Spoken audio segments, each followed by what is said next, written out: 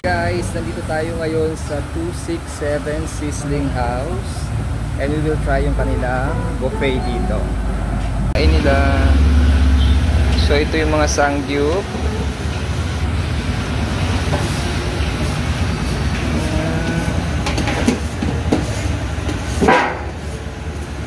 Kimchi. Okay, ito yung kanilang mga condiments, cheese. Yan. Yan. And here. Check natin dito. Okay. Fried chicken. Fried rice. Yan. Rice. Ano yung mga soup? Oh, go na. Try na. Spaghetti sauce.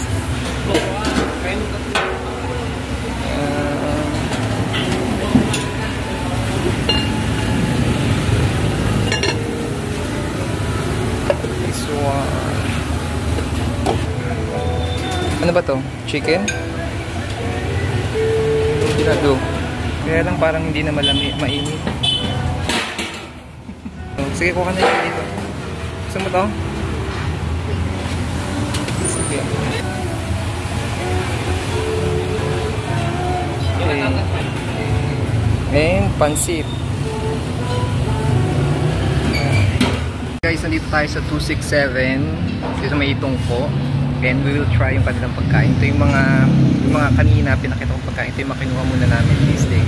Time yan, kumuha muna tayo nung lechon. Then the fried chicken. Yun yung kay Mariel. Dulo lang ako kasi may sanggupsal dyan. Oo. And then ito yung lettuce. At meron din tong sanggupsal na kasama. So kumuha rin si Jed ng pansit. And ano yun? Tofu rin. Yan. So, kain muna tayo guys para ating matingnan kung okay ba dito. So, ayan guys, nakapasok na kami at tinikman na namin. Ang una kong tinikman ay ang lechon kawali. Lechon kawali ba ito? Yan. Malutong siya kahit malamig na. So huwag tayo mag-expect masyado dito sa 267, pero okay naman din. Kumuha rin kami ng pang-grill. Parang kinuha namin, dalawang flavor lang ng pork sangyup. I think ano to hot and spicy, tapos ito sweet. Basta ganon. So yan. And try natin grill later on. Tapos ito yung kanilang tofu. Yan.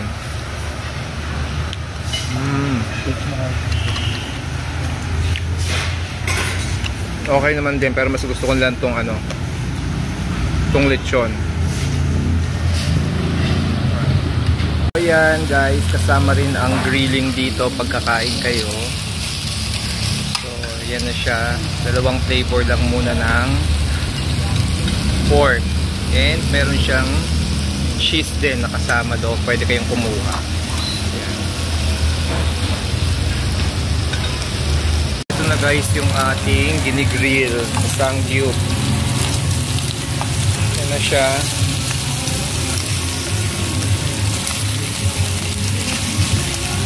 Ayan. And para sa ating second round, umuli tayo ng ating lechon. Tsaka ito. So this one, tikman natin kung ano to.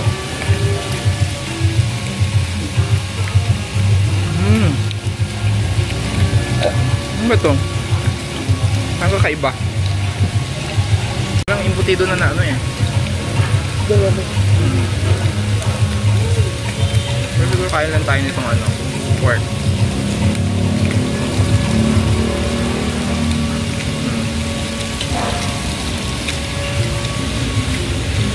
Guys, itikman na natin ang kanilang sangyupsal. So, ito na siya. Ayan. So, medyo patty siya. Tapos, naglalaro din dito yung mga langaura.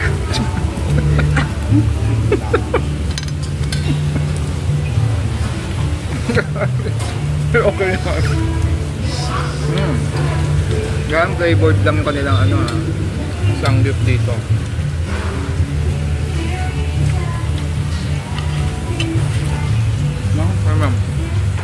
Guys, yung kanilang cheese dito, kaya lang parang margarine flavored siya. So, ito yan. Kaya lang, alam naman natin na inflammatory ang margarine, kaya iwas-iwas tayo. Natin yung karne.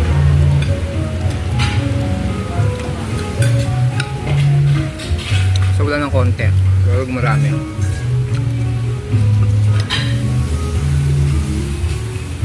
Yan guys, we tried their sinigang na salmon sa miso. Ito guys, mainit siya. So far, ito ang mainit sa kanila. At saka yung fried chicken. So, pala ito ba? Mamaya. Mamaya. Pala nagalaw. Sige.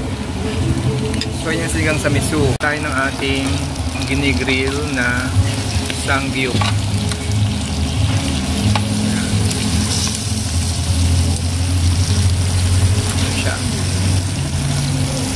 So yan guys, bago kaming uwi, may pahabol pa silang nilaga, bulalo or buto-buto. Yan, tikman din namin to as part of the anli nila. Kuha tayo dun sa kanilang juice station.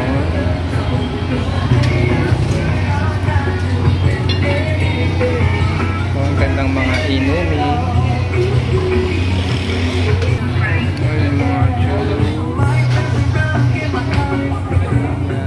Available ba to? Kumuha lang tayo ng yelo guys for water.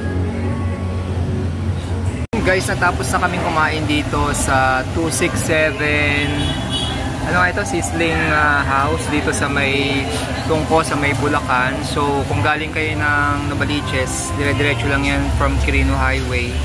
And legit na kapag weekend is 267 sila. So may sangyupsal ka na, may anli food ka pa. So far, ang feedback ko lang dito, huwag tayong mag-expect ng sobra-sobra from your 267. So open air lang siya. Mamaya pakita ko sa inyo yung kapaligiran. So maaga kami nagpunta dito, pero may stage doon sa likod na may banda ata paggabi. So typical na mga lutong bahay ang makakain ninyo. Ang feedback ko lang, dapat siguro improve nila kasi may mga langaw sa gilid. Pero naglagay sila naman ng mga kandila para maalis yung mga langaw. Tapos dapat sana mas mainit every time yung pagkain. So yun, for 267 okay naman na rin kasi syempre ano ba naman ang ating expect pa for that. Pero marami naman kayong choices na mapipili dito. So, pakita ko lang yung lugar. Yan yung entrance nila guys pagpasok. Tapos yan yung kanilang buffet section. Tapos ayun, merong stage doon. So ngayon magagabi na, marami-rami nang pumupunta rito. So ganyan lang yung itsura nila. Yan. Tapos ayan, andyan. So yun lang guys. So I hope you enjoyed watching this vlog. And I hope natutunan nyo ulit kung gusto yung puntahan dito. This is located here in Tungko sa Bulacan, San Jose del Monte. So yun lang. Thanks for watching.